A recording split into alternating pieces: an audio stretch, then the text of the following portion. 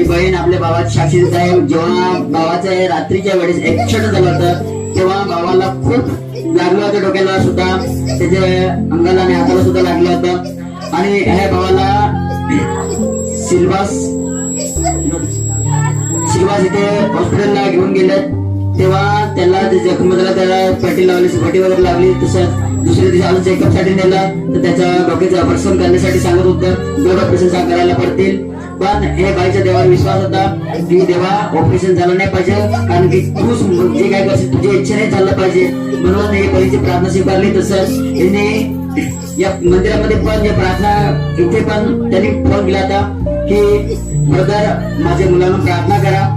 त्याच्या मुलांवर प्रार्थना सुद्धा करण्यात आली, भावावरून प्रार्थना करण्यात आली. तेव्हा देवाचा स्पर्श झाला आणि जे ऑपरेशन करण्यासाठी डॉक्टर सांगत होतं ते लोकांनी ऑपरेशन नाही केलं, कारण की सर्व देवाने त्याचं बरं गेलेलं आहे. जे डोक्याला मार लागला तो सुद्धा परत आपल्याला नाही, बरं झालेला आहे. म्हणून हा भाऊ आणि बहीण जिवंत देवाचे आभार मानत आहे. सर्वांनी जोरदार त्याला भावाचे